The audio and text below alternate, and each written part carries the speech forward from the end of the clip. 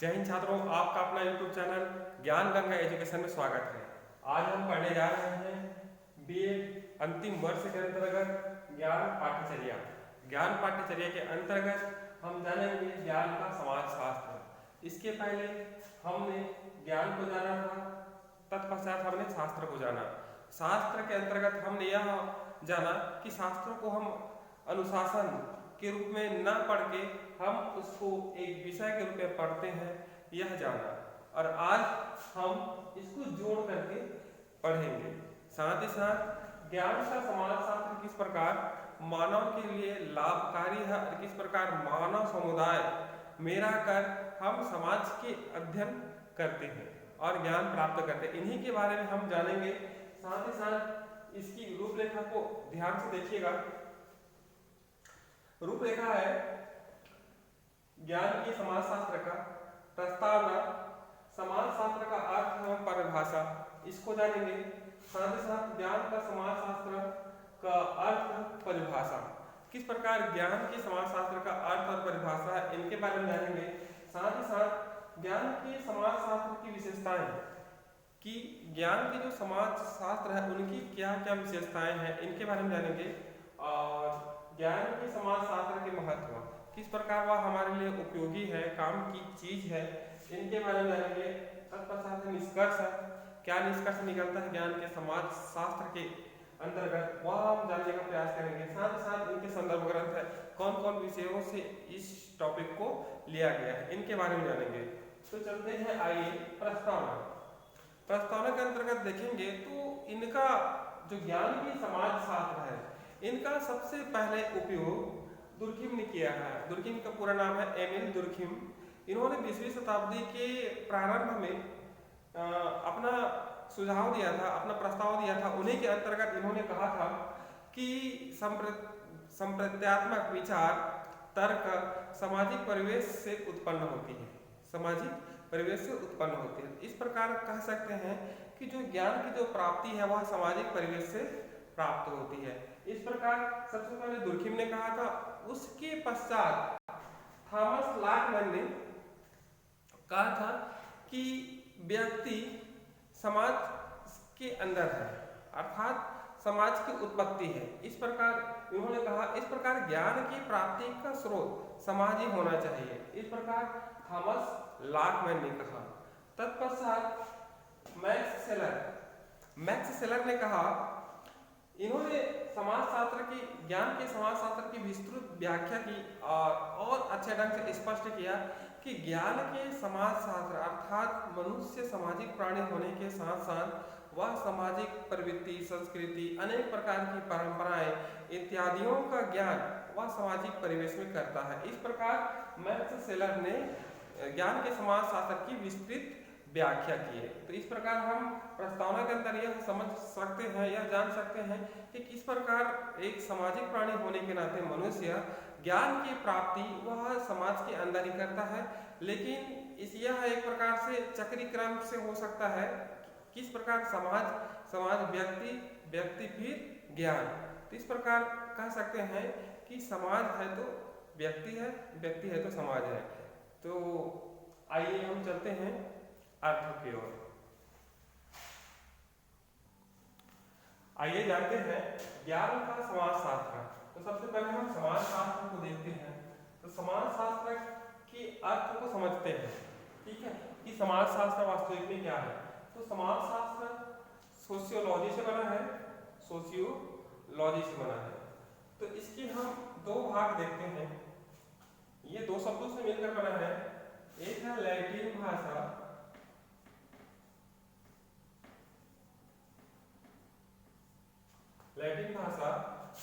की सोशियस से, और दूसरा है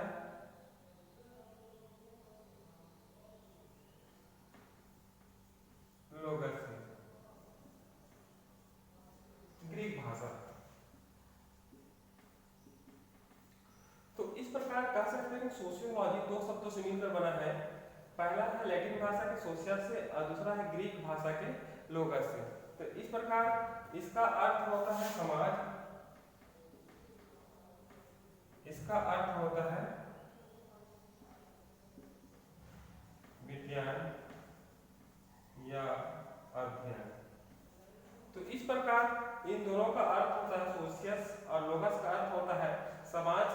अध्ययन, समाज का अध्ययन। तो इस प्रकार इसके अर्थ से स्पष्ट हो जाता है कि इस प्रकार मानव समाज में क्या क्या घटित हो रहे हैं उनका अध्ययन करना ही समाज शास्त्र कहलाता है। क्या कहलाता है? समाज शास्त्र कहलाता है। तो यह हो गया यह हो गया इसका अर्थ। अब जानते हैं इसका परिभाषा। परिभाषा के अंतर्गत गिडिंग्स महोदय ने कहा है कि समाजशास्त्र समाज का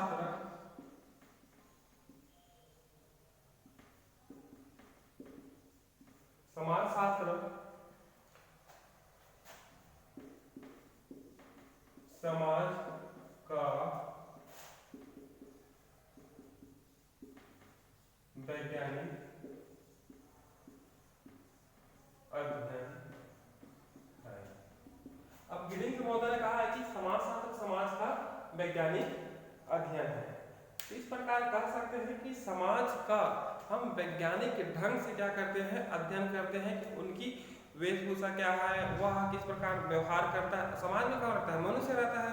और मनुष्य से संबंधित बहुत सारी चीज़ों का क्या किया जाता है? अध्ययन किया जाता है। उनके व्यवहार का, उनकी प्रकृति का, उनके स्वरूप का, समाज के स्वरूप का, समाज का प्रकृति का, है ना, और समाज से अन्य समाज का अध्ययन किया जाता है। तो इस प्रकार कह सकते हैं कि समाज शास्त्र के अंतर्गत समाज का वैज्ञानिक अध्ययन किया जाता है। नेक्स्ट है डीपी मुखर्जी।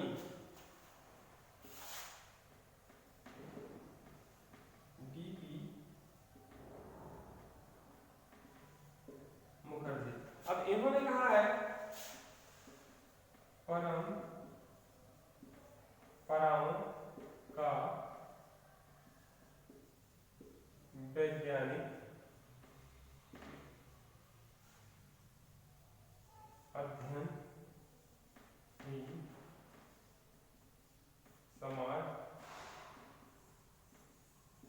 शास्त्र। अब इन्होंने कहा है कि मानव समाज में बहुत सारी परंपराएं होती है ना, परंपराएं होती हैं, संस्कृति होती है। उन्हीं संस्कृति और परंपराओं का जो अध्ययन किया जाता है वैज्ञानिक ढंग से, उसे ही समाजशास्त्र कहते हैं। तो इस प्रकार आपको क्लियर हो गया होगा कि समाजशास्त्र वास्तविक में है क्या। आइए जानते हैं नेक्स्ट। आइए जानते हैं ज्ञान का समाजशास्त्र का अर्थ, कि किस प्रकार ज्ञान के समाजशास्त्र का अर्थ है। तो इनको समझने का प्रयास करते हैं। आइए तो देखिए, मनुष्य एक सामाजिक प्राणी है, वह समाज में रहता है। तो सबसे पहले हम समाज ले लेते हैं, समाज। तत्पश्चात लेते हैं हम मनुष्य, और तत्पश्चात लेते हैं ज्ञान। ठीक है।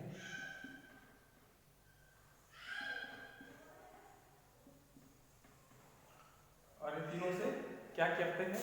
ज्ञान प्राप्त करते हैं। तो इस प्रकार मनुष्य समाज की सबसे छोटी इकाई है। मनुष्य समाज की सबसे छोटी इकाई है, और मनुष्य ही अपने लोगों से अंतःक्रिया करके समाज का निर्माण करता है। अपने लोगों से अंतःक्रिया, यहाँ अंतःक्रिया का अर्थ होता है बातचीत, है ना। बातचीत करके ही वह समाज का निर्माण करते हैं। और मनुष्य ही, है ना, समाज से बहुत सारी परंपराओं का अध्ययन करके, है ना, ज्ञान की प्राप्ति करता है ना। ठीक उसी प्रकार बालक समाज में रह करके बहुत कुछ परंपराओं को, नियमों को जान लेता है और ज्ञानार्जन करता है, अर्थात ज्ञान की प्राप्ति करता है कि ये मेरे मामा है, ये मेरे फूफा है, फूफी है। इस प्रकार से वो क्या करता है? ज्ञान की प्राप्ति करता है। तो इस प्रकार हम कह सकते हैं कि ज्ञान के समाजशास्त्र के अंतर्गत कि मनुष्य ज्ञान की प्राप्ति वह समाज से करता है। मनुष्य ज्ञान की प्राप्ति समाज से करता है, और समाज से उनको अलग नहीं किया जा सकता। इस प्रकार हम अर्थों से स्पष्ट हो जाता है कि मनुष्य ज्ञान की प्राप्ति समाज से करता है। और साथ ही साथ देखिए कि बहुत सारी परंपराओं, नियमों और समाज में हो रहे कार्यों इत्यादि से क्या करते हैं? मानव क्या करते हैं? समाज से ज्ञान प्राप्त करता है। परंपराओं को, व्यवहार को, उनके रहन सहन इत्यादि सारे ज्ञान की प्राप्ति वह समाज से करता है। इस प्रकार कह सकते हैं कि मनुष्य समाज से ज्ञान की प्राप्ति करता है। इस प्रकार यह हो गया आपका ज्ञान का समाज शास्त्र का अर्थ। थोड़ा सा और समझने का प्रयास करते हैं कि देखिए हम यहाँ पर समाज शास्त्र लिखे हैं। समाज शास्त्र अर्थात समाज का अध्ययन तो कौन करेगा? मनुष्य करेगा। तो समाज का अध्ययन अगर मनुष्य करेगा तो उनको ज्ञान की प्राप्ति होना स्वाभाविक ही है। इस प्रकार चाहे छोटे बालक हो, वह छोटे से अंश में या प्रत्यक्ष या अप्रत्यक्ष रूप से देखा जाए तो वह समाज से कुछ न कुछ ज्ञान की प्राप्ति करता है। जैसे उनके ज्ञान में वृद्धि होती जाती है, बढ़ोतरी होती जाती है, विकास होते जाता है, तो वह क्या करता है? समाज के बारे में और विस्तृत अध्ययन करता है। इस प्रकार कह सकते हैं कि ज्ञान का जो समाज शास्त्र है वह बहुत ही, उनका जो क्षेत्र है बहुत ही व्यापक है।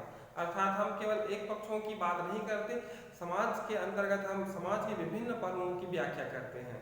तो इस प्रकार यह हो गया इनका अर्थ।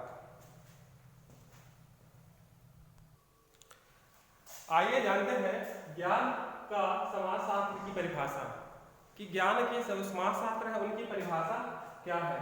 तो सबसे पहले दुर्खी महोदय ने दिया है, उन्होंने कहा है कि संप्रयात्मक विचार, भाषा और तर्क समाजशास्त्रीय परिवेश से प्रभावित होता है। उनके कहने का तात्पर्य यह है कि जो हमारा जो विचार है, जो हम अवधारणा बनाते हैं, ठीक है, और जो हमारी भाषा है और हम जो तर्क करते हैं, वो सामाजिक माहौल में क्या होता है? प्रभावित होता है ना। अर्थात सामाजिक परिवेश में प्रभावित होता है, अर्थात हमें एक अलग प्रकार के ज्ञान की प्राप्ति होती है। उन्होंने स्पष्ट शब्दों में यही कहा है कि समाजशास्त्रीय माहौल में हमारा विचार, भाषा, तर्क यह प्रभावित होता है, अर्थात हमें कुछ न कुछ ज्ञान की प्राप्ति होती है, चाहे वह सकारात्मक ज्ञान हो या नकारात्मक ज्ञान हो। इस प्रकार एमिल दुर्खिम महोदय ने बहुत अच्छे ढंग से ज्ञान के समाजशास्त्र को स्पष्ट किया है। ठीक है, तो आइए जानते हैं दूसरा विकिपीडिया के अनुसार। अब विकिपीडिया ने क्या कहा है? उन्होंने कहा कि ज्ञान का समाजशास्त्र समाज में प्रचलित विचारों का अध्ययन करता है। अब इन्होंने भी कहा है, ये कहा है कि ज्ञान का समाजशास्त्र समाज में प्रचलित विचारों का अध्ययन करता है। बहुत सारे विचार उत्पन्न होते हैं, विचार सकारात्मक भी हो सकते हैं, नकारात्मक भी हो सकते हैं, कुछ विचार ऐसे हो सकते हैं जो अभी तक पैदा न हुआ हो, तो उन सारे विचारों का क्या किया जाता है? अध्ययन किया जाता है। और अध्ययन करने से क्या होता है? ज्ञान की प्राप्ति होती है। ज्ञान की प्राप्ति होने से और हम उस क्षेत्र के बारे में और ज्यादा सोच सकते हैं, ज्यादा विचार कर सकते हैं।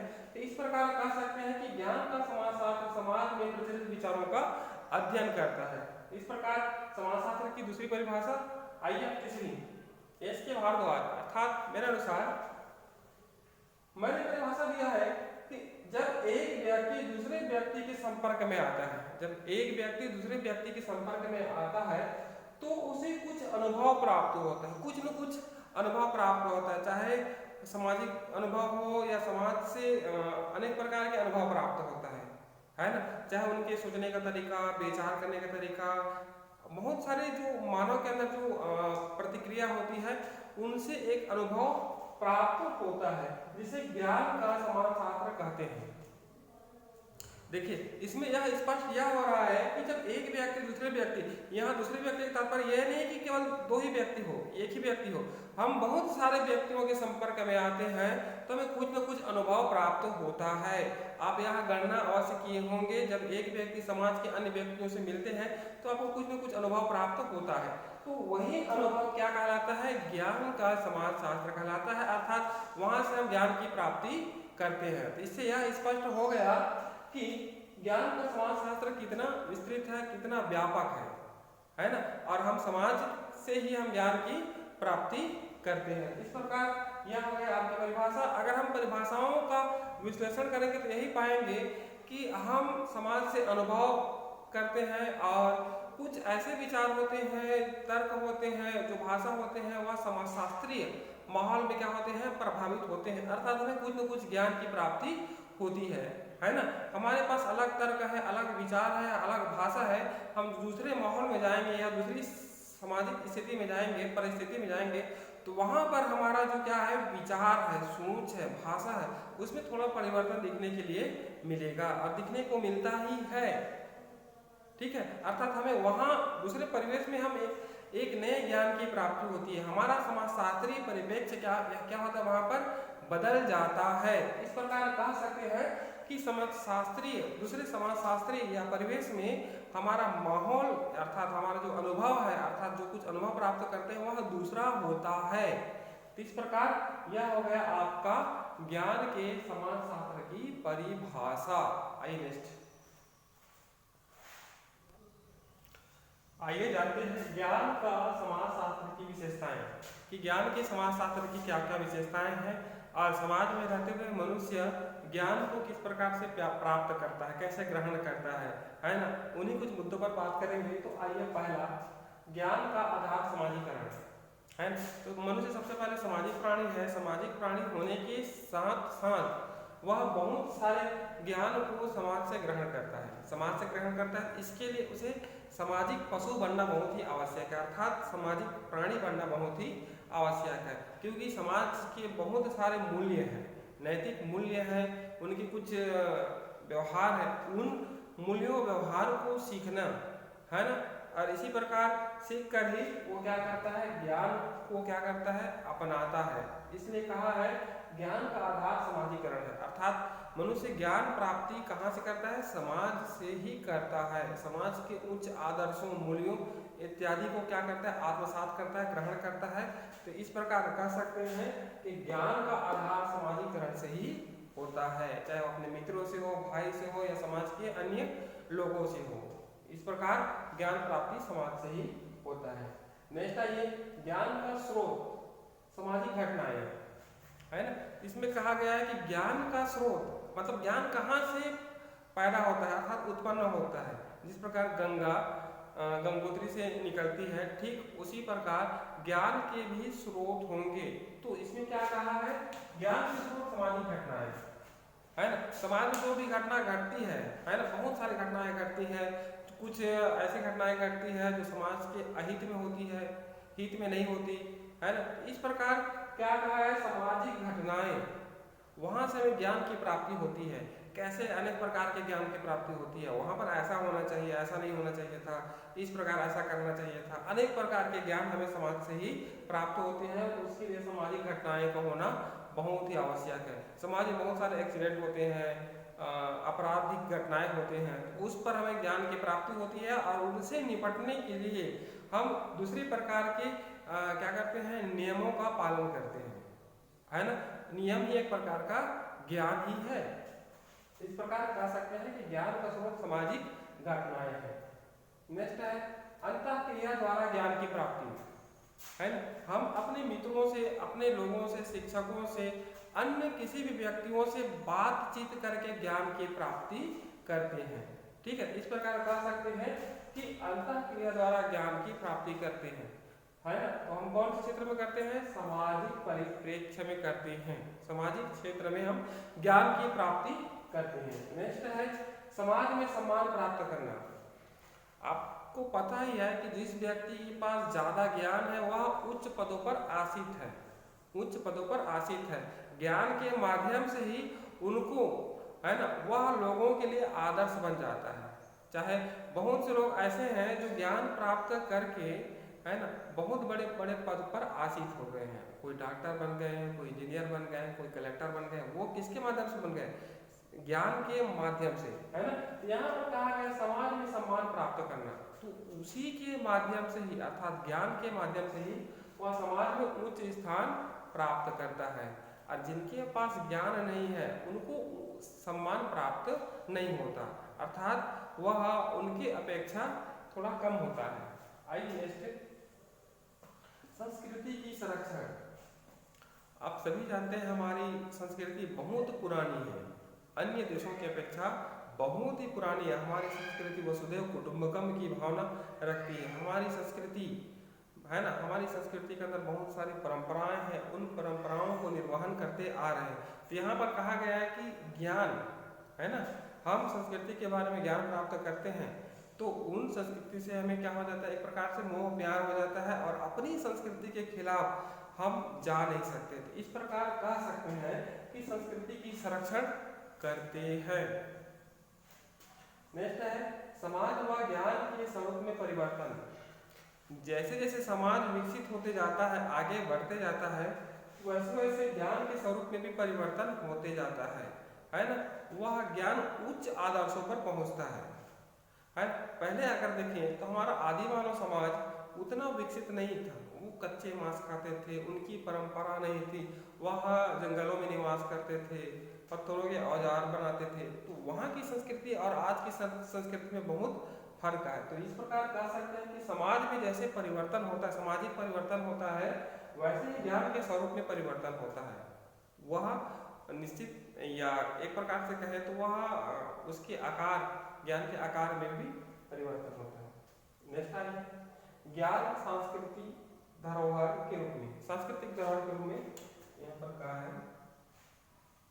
है ना, जो महापुरुषों द्वारा बताए गए मार्ग हैं। आपने सुना होगा सुकरात, प्लेटो, महात्मा गांधी, भीमराव अम्बेडकर, बहुत से ऐसे महापुरुष, उनके द्वारा जो पुस्तक, उनके द्वारा लिखे गए पुस्तक है, वह एक प्रकार का ज्ञान ही है। तो इस प्रकार कहा गया ज्ञान सांस्कृतिक व्यवहार के रूप में भी होता है। आपने सुना होगा कि बहुत सारे ऐसे और ज्ञान है जिसको हम क्या करते हैं, पढ़ते हैं, किसमें पाठ्य पुस्तक के रूप पढ़ते हैं, और बहुत से बच्चे पाठ्य पुस्तक में पढ़ते हैं, और कुछ ज्ञान ऐसे हैं जिसे हम करके सीखते हैं। तो इस प्रकार हम सांस्कृतिक धरोहर के रूप में ज्ञान को अपनाते हैं, है ना। जो अच्छी ज्ञान है उसको हम क्या करते हैं, उनको धरोहर के रूप में रखते हैं और उनका क्या करते हैं, पालन करते हैं। नेक्स्ट आइए व्यक्ति के व्यवहार में नियमन। जिसके पास ज्ञान अधिक हो, सामाजिक परिप्रेक्ष्य में देखा जाए, सामाजिक स्थिति में देखा जाए, जिन व्यक्ति के पास ज्ञान ज़्यादा है तो है ना, वह कुछ नियमों के अंतर्गत चलता है, समाज में एक स्थान बनाए रखता है, तो है ना। तो ज्ञान के माध्यम से क्या करता है, व्यवहार का नियमन, अच्छे व्यवहार करता है, और जिनके पास ज्ञान नहीं है वह बुरे बर्ताव करता है। इस प्रकार कह सकते हैं कि ज्ञान के माध्यम से व्यक्ति के व्यवहार में नियमन, एक प्रकार से नियम कानून आता है। नेक्स्ट आइए सामाजिक एकता का निर्माण। ये नाम है सामाजिक एकता का निर्माण, है ना। ज्ञान के समाजशास्त्री परिप्रेक्ष्य के अंतर्गत देखा जाए तो है ना, समाज में सामाजिक एकता का निर्माण किससे होता है, ज्ञान से होता है। क्योंकि इसके पहले हमने कहा कि मनुष्य समाज की सबसे छोटी इकाई है, और सबसे छोटी इकाई होने के साथ साथ समाज के हित के लिए समाज का अध्ययन करके वह ज्ञान प्राप्ति करता है, और ज्ञान प्राप्ति करने के साथ साथ वह सामाजिक एकता का भी निर्माण करता है, सामाजिक एकता का भी निर्माण करता है। नेक्स्ट आइए ज्ञान भंडार की जानकारी। प्रत्येक व्यक्ति को है ना, ज्ञान भंडार की जानकारी होना चाहिए कि उस व्यक्ति के अंदर कितना ज्ञान है ना, और उस ज्ञान को एकत्रित करके है ना, हम किसी दूसरे जगह उपयोग कर सकते हैं। तो इस प्रकार प्रत्येक, अगर बालक के दृष्टिकोण से देखा जाए तो ज्ञान को ज़्यादा से ज़्यादा ग्रहण करना चाहिए। ग्रहण करके ही हम क्या कर सकते हैं, हम उनकी जानकारी रख सकते हैं कि हमारे पास इतना ज्ञान है, और उचित व्यवहार कर सकते हैं, समाज के लोगों के अंदर एक प्रकार से नया स्थान ग्रहण कर सकते हैं। इस प्रकार हमारे अंदर कितना ज्ञान है, संचित है, उनकी जानकारी होना बहुत ही आवश्यक है। ये हो गया आपका ज्ञान का समाजशास्त्र की विशेषताएं। आइए नेक्स्ट चलते हैं। आइए जानते हैं ज्ञान के समाजशास्त्र का महत्व। ज्ञान के समाजशास्त्र का महत्व, इसके पहले हमने विशेषता को जाना, विशेषता के अंतर्गत हमने बहुत कुछ जाना। आइए जानते हैं ज्ञान के समाजशास्त्र का महत्व। तो पहला है सभी अधिगम अवसरों की प्राप्ति। यहाँ पर सभी को बालक है ना, कक्षा में बहुत सारे बालक होते हैं, तो जितने भी बालक होते हैं उनको सभी को सीखने के अवसरों की प्राप्ति होती है। किसके माध्यम से, ज्ञान के समाजशास्त्र के माध्यम से।